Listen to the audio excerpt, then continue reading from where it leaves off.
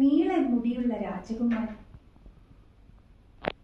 ഒരിക്കൽ മലകളും പൂക്കളും നിറഞ്ഞ മനോഹരമായ ഒരു രാജ്യത്ത് അനന്യ എന്നൊരു രാജകുമാരി താമസിച്ചിരുന്നു. അനന്യയുടെ ഏറ്റവും വലിയ പ്രത്യേകത അവളുടെ നീണ്ട കറുത്ത മിനുസമുള്ള മുടിയായിരുന്നു. അവളുടെ മുടി ജനാലയുടെ താഴേക്ക് ഇറക്കിയാൽ കൊട്ടാരത്തിന്റെ പൂന്തോട്ടം വരെ എത്തുമായിരുന്നു. അവൾക്ക് മുടി വളരെ ഇഷ്ടമായിരുന്നു. പക്ഷെ അതിലും കൂടുതൽ അവൾക്ക് പക്ഷികളോടും മൃഗങ്ങളോടും കൂട്ടുകാരോടുമായിരുന്നു സ്നേഹം.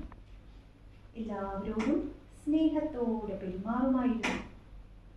ഒരു ദിവസം രാവിലെ അനന്യ കൊട്ടാരത്തിന്റെ ജനാല തുറന്നപ്പോൾ ഒരു ചെറിയ സ്വർണ്ണ നിറമുള്ള പക്ഷി അവളുടെ മുടിയിൽ വന്നിരുന്നു. ചിറക് ചിറക്, രാജകുമാരി, എന്നെ സഹായിക്കണം. അനന്യ അത്ഭുതപ്പെട്ടു. നിനക്ക് സംസാരിക്കാൻ കഴിയുമോ? അതെ, പക്ഷി പറഞ്ഞു. നമ്മുടെ കാട്ടിലെ മാന്ത്രിക പൂവ് ഉണങ്ങിപ്പോയി.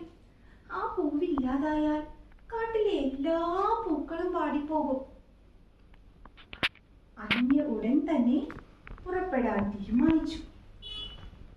അവൾ തന്റെ നീണ്ട മുടി മനോഹരമായി കെട്ടി കുതിരപ്പുറത്തു കയറി കാട്ടിലേക്ക് യാത്രയായി.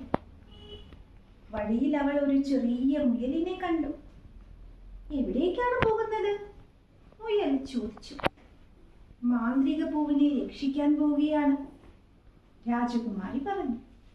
ഞാനും വരാം, മുയൽ. അങ്ങനെ അവർ രണ്ടുപേരും കൂടെ മുന്നോട്ട് പോയി.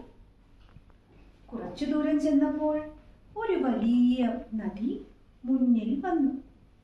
പാലമൊന്നും ഉണ്ടായിരുന്നില്ല. അനന്യ തന്റെ നീണ്ട മുടി ഒരു വള്ളി പോലെ ഉപയോഗിച്ച് അടുത്തുള്ള മരത്തിൽ കെട്ടി. മുയൽ അതിലൂടെ പതുക്കെ മറുകരയിലെത്തി.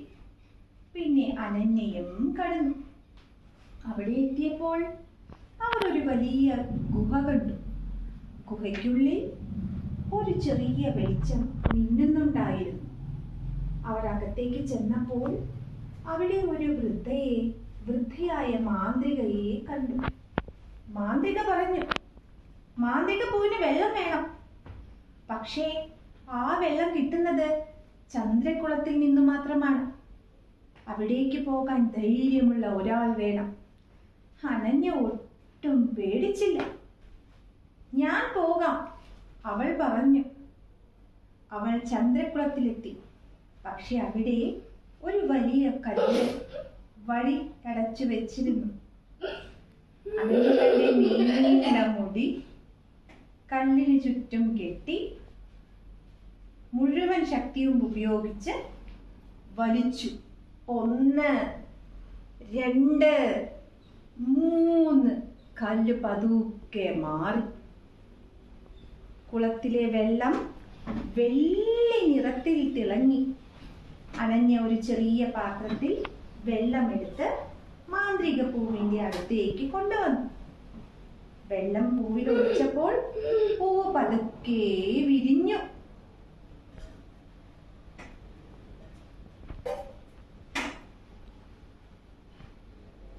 അതോടെ കാട്ടിലെ എല്ലാ പൂക്കളും ഒരുമിച്ച് വിരിഞ്ഞു. പക്ഷികൾ പാട്ടുപാടി, ചിത്രശലഭങ്ങൾ പറന്നു, മാൻകുട്ടികൾ സന്തോഷത്തോടെ ഓടി. മാന്ത്രിക പൂവ് വിരിഞ്ഞ സുന്ദരിയായി നിന്നു. മാന്ത്രിക രാജകുമാരിയോട് പറഞ്ഞു, അനന്യേ, നിന്റെ നീണ്ട മുടിയല്ല നിന്റെ പ്രത്യേകത.